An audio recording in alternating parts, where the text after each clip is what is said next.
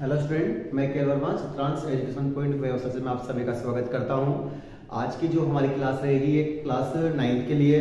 इसके अलावा जो भी स्टूडेंट्स हैं वो एग्जाम की प्रिपरेशन कर रहे थे, रेलवे, एनटीपीसी, ग्रुप डी, उन सभी में जो साइंस का जो पोर्शन है उसके आज हमारी क्लास रहेगी वो MCQs क्वेश्चंस पर रहेगी।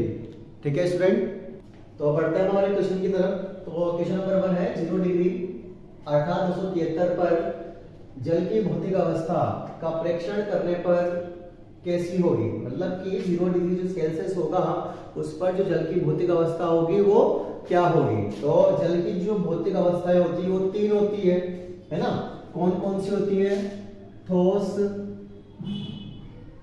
द्रव और गैस। ये 3 अवस्थाएं होती है। जल की 3 अवस्थाएं होगी, ठोस, द्रव और गैस। तो क्वेश्चन ये बोल रहा है कि 0 डिग्री सेल्सियस होगा ना, उस पर द्रव की अवस्था क्या हो सकती है। तो सुनिएगा, 0 डिग्री सेल्सियस होता है मतलब 0 डिग्री सेल्सियस का मतलब ये हो गया कि तापमान बिल्कुल कम हो गया है ना। मतलब माइनस में भी नहीं जा रहा है और प्लस में भी नहीं जा रहा है। तो इस कंडीशन में जो जल की जो भौतिक अवस्था होगी ना, अब वो क्या होगी। तो ध्यान दीजिएगा कि अब ना तो पानी को हम गर्म कर रहे हैं ना उसको ठंडा कर रहे हैं, तो वहां पर जल की जो भौतिक अवस्था होगी वो क्या होगी? ठोस होगी।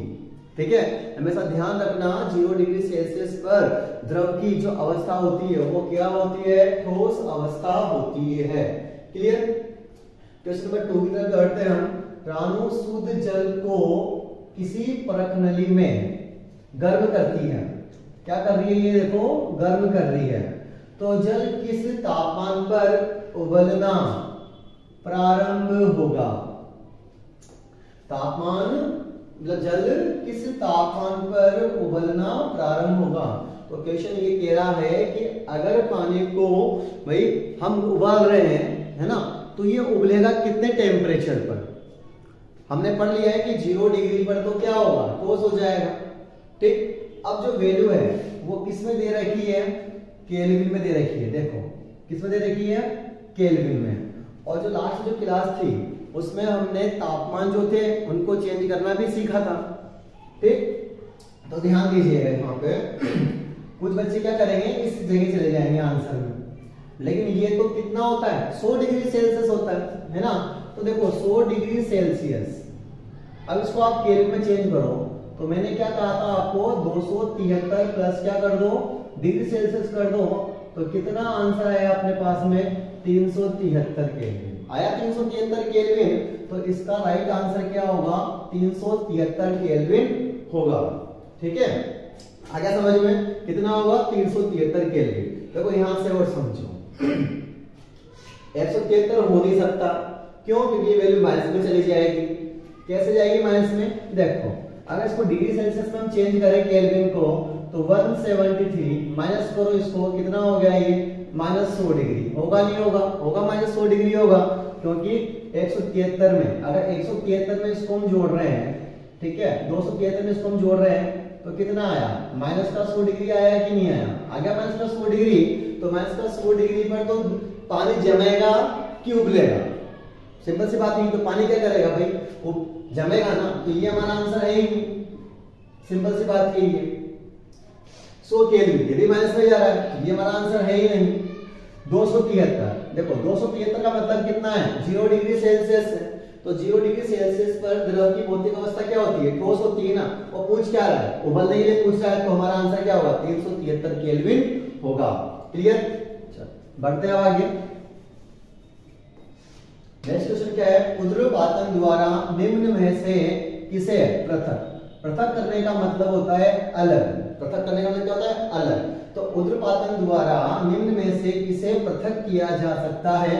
ऑप्शन पर चलते हैं हम। पहला ऑप्शन है रेत, option 2 ammonia chloride, option C sodium chloride और ऑप्शन डी है हमारा चोक पाउडर। तो ध्यान दीजिएगा, रेत को तो हम गर्म कर सकते हैं भाई, गर्म करके मतलब कर सकते हैं? नहीं कर सकते। ठीक है। और अमोनिया क्लोराइड, तो मैंने आपको जब ऊर्ध्वपातन पढ़ाया था तो मैंने वहां पर एग्जांपल भी लिखवाया था कपूर का, है ना।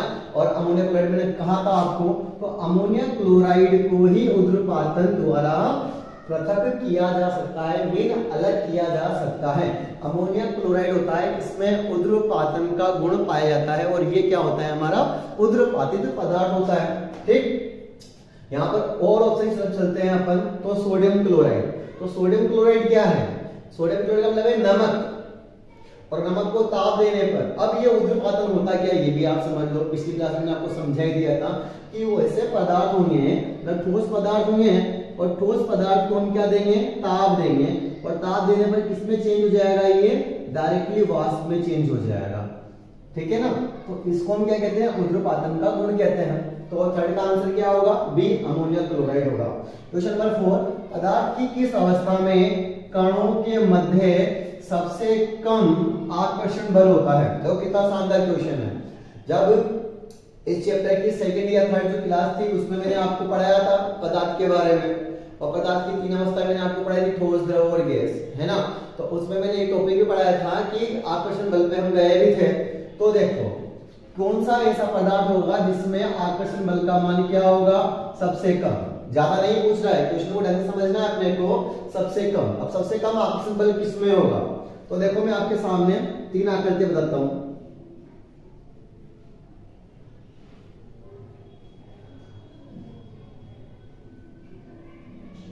ये वाली आकृति,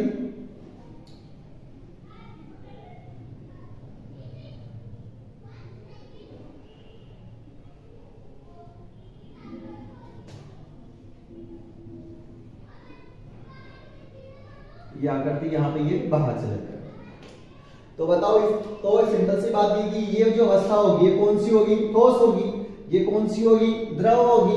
और ये कौन सी होगी? गैस होगी। तो कहने का मतलब ये है कि अब आकर्षण बल, जहां पे आकर्षण बल ज्यादा होगा वहां पर कण क्या होंगे? पास पास में होंगे। लेकिन ये अब सबसे अधिक कण कहां पर दूर है? तो हमें पता चल रहा है कि तीसरी वाली जो कंडीशन होगी यहाँ पर कण क्या है? दूर दूर है। तो इसका जो क्वेश्चन का जो आंसर होगा, बताओ सबसे कम आकर्षण बल का मान किसमें? गैस में है। किसमें है सबसे कम आकर्षण बल का मान? गैस में है। क्लियर? ठीक।